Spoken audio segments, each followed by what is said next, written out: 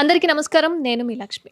Present ఇండస్ట్రీకి సంబంధించి పోసాని కృష్ణమురళి గారు, అదేవిధంగా శ్యామల గారు, ఈవెన్ రోజా గారు కొంతమంది వరకు ఇండస్ట్రీలో ఛాన్సెస్ ఇవ్వద్దు అని చెప్పి వాళ్ళ మాట తీరుని బట్టి నోటీసులనేవి జారీ చేయడం జరిగింది.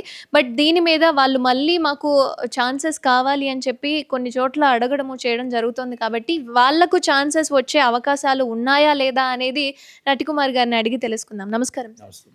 సార్ వాళ్ళకి ఛాన్సెస్ ఇచ్చే అవకాశం ఉందంటారా? అసలు వాళ్ళ పరిస్థితి ఏంటంటారు? అంటే నోటీసులు ఎవరికి ఇవ్వరమ్మా. నోటీసులు ఎవరికి ఇవ్వరు. వాళ్ళు పొలిటికల్‌లో ఉన్నారు. పొలిటికల్ వైజ్ మోటివేషన్ చేశారు. నిర్మాత నిజంగా వాళ్ళ బిహేవియర్‌ని బట్టి ఇవ్వాలా వద్దా, క్యారెక్టర్ ఇవ్వాలా వద్దా అనేది డైరెక్టర్ అండ్ ప్రొడ్యూసర్ బట్టి ఉంటుంది తప్ప మా అసోసియేషన్ గానీ, ప్రొడ్యూసర్ కౌన్సిల్ గానీ, ఛాంబర్ గానీ దీంట్లో ఇన్వాల్వ్ కావు. అది ఆళ్ళ క్యారెక్టర్ బాగుండి వాళ్ళకి అది కంపల్సరీ రైటర్ ఆ క్యారెక్టర్ ఉండాలి అనుకుంటే వాళ్ళు పెట్టుకోవాలనుకుంటే విశిక్షణ అధికారం వాళ్ళకి ప్రొడ్యూసర్స్కి డైరెక్టర్కి ఉంటుంది.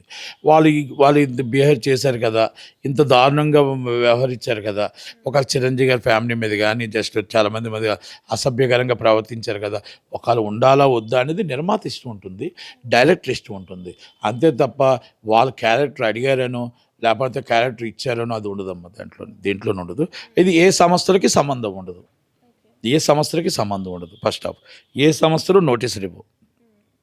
బట్ వాళ్ళ వ్యక్తిగతంగా వాళ్ళు ఎలాంటి మాటలు వ్యక్తిగతంగా మాట్లాడిన మాటలకి నా వ్యక్తిగతంగా నేనైతే నిజమైన నిర్మాత ఎవరైనా ఉంటే, డైరెక్టర్ ఎవరైనా ఉంటే ఇలాంటి వాళ్ళని ఇండస్ట్రీలో మనం పెంచి పోషించి మనం ఇలాగ మొత్తం ప్యాకేజీలకు వెళ్ళే ప్యాకేజ్ స్టార్లా చేసి వాళ్ళని ఇలా అసభ్యకరంగా మాట్లాడించి మన పరువు ఇండస్ట్రీ పరువు తీసుకోకుండా ఇలాంటి వాళ్ళని ఎంకరేజ్ చేయకూడదు అనేది మాత్రం నేను చెప్పగలుగుతాను నా వ్యక్తిగతంగా.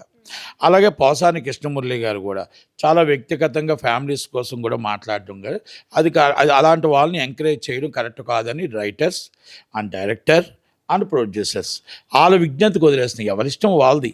వాళ్ళు పెట్టుకోవాలంటారా పెట్టుకోకూడదు అంటారా అనేది వాళ్ళ ఇష్టం.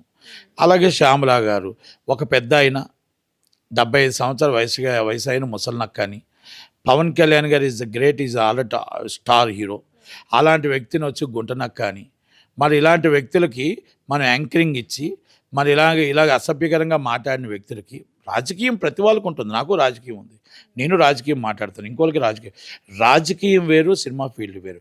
రాజకీయంలో ఇష్యూస్ బేస్డ్ మాట్లాడాలి తప్ప ఫ్యామిలీ పరంగా పర్సనల్గా మాట్లాడకూడదు.